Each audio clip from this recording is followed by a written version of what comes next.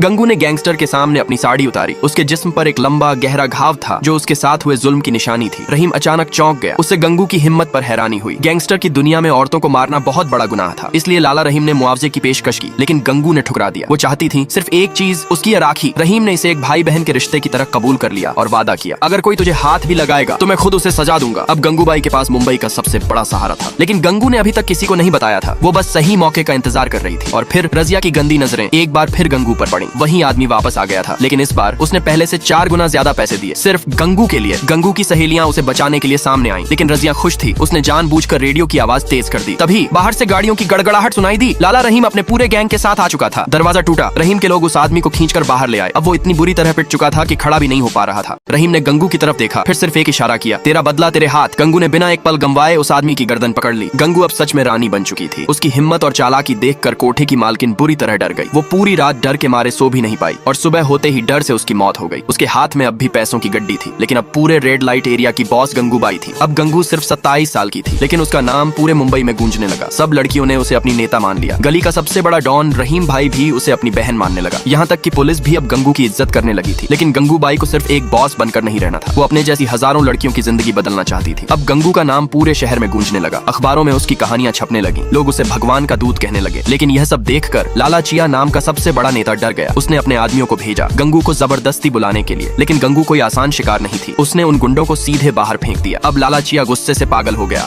उसने गंगूबाई के धंधे की शिकायत पुलिस में कर दी। पुलिस ने उसके कोठे पर छापा मारा, लेकिन गंगू ने सब मैनेज कर लिया। अब गंगूबाई को पता चला कि लाला चिया एक बड़ी जनसभा में भाषण देने वाला है। गंगू ने भी अपनी ताकत दिखाने का फैसला किया। वो खुद एक स्टेज किराए पर लेकर वहां पहुंच गई। स्टेज के पीछे एक पिंजरा रखा था जिसमें एक बेहोश लड़की बंद थी। गंगू ने उसे पहचाना। वो उसी के कोठे की एक लड़की की बेटी थी। गंगूबाई को पता था ये बच्ची भी उसी दलदल में धकेल दी जाएगी। रेड लाइट एरिया में पैदा हुई लड़की के पास सिर्फ एक ही रास्ता था, शादी। लेकिन कौन उस लड़की से शादी करेगा जो इस गली में पैदा हुई हो? लेकिन गंगूबाई के पास एक हल था। उसने इस लड़की के लिए खुद रिश्ता ढूंढा, एक गरीब दर्जी का बेटा। वो लड़का इस गली में पैदा जरूर हुआ था, लेकिन उसकी आत्मा अभी भी साफ थी। वो इस नर्क से बाहर निकल सकता था। गंगूबाई खुद 800 सोने के सिक्के और 10 लाख रुपए लेकर उसके घर गई, शादी का प्रस्ताव लेकर। लेकिन लड़की के माँ बाप फिर भी डरे हुए थे। क्या वे हाँ कहेंगे या गंगूबाई की कोशिश बेकार जाएगी? इतनी बड़ी दहेज और गंगूबाई की इज्जत। लड़की के माता पिता आखिरकार मान गए और रेड लाइट एरिया की पहली शादी तय हो गई। पूरे मुंबई में यह खबर फैल गई। रेड लाइट एरिया में पहली बार शहनाइयां बजने वाली थीं और उस दिन पूरी गली सजाई गई। लोग देखने के लिए उमड़ पड़े। गंगूबाई बिल्डिंग की सबसे ऊंची बालकनी पर खड़ी थी। उसकी आंखों में आंसू थे। वो अपने सच्चे प्यार को किसी और से शादी करते देख रही थी। लेकिन गंगूबाई जानती थी उसके लिए यह सिर्फ एक चाल थी। उसका असली मकसद था चुनाव जीतना, और अब वो इस खेल की आखिरी चाल चलने वाली थी। लेकिन तभी एक नया तूफान आ गया। बड़े बिजनेसमैन और स्कूल वालों ने मिलकर रेड लाइट एरिया की औरतों को वहाँ से भगाने की साजिश रच दी। उन्होंने कहा यहाँ के बच्चे हमारे स्कूल में पढ़ नहीं सकते, यहाँ के लोग हमारी सोसाइटी खराब कर देंगे। लेकिन गंगूबाई चुप नहीं बैठी। वो सीधे स्कूल पहुंची और कहा मेरी लड़कियों का एडमिशन करो। अगर इन बच्चों को पढ़ने नहीं दिया गया तो ये अन्याय होगा। प्रिंसिपल चुप हो गया। गंगूबाई जीत गई। अब गंगूबाई को लोगों का साथ मिलने लगा था। एक बड़े पत्रकार ने उसकी स्टोरी छापी और वो पूरे देश में फेमस हो गई। और फिर आया वो ऐतिहासिक दिन। गंगूबाई एक बड़े मंच पर खड़ी थी। अगर आपको हमारी वीडियो अच्छी लगे तो लाइक करके कमेंट में बताएं,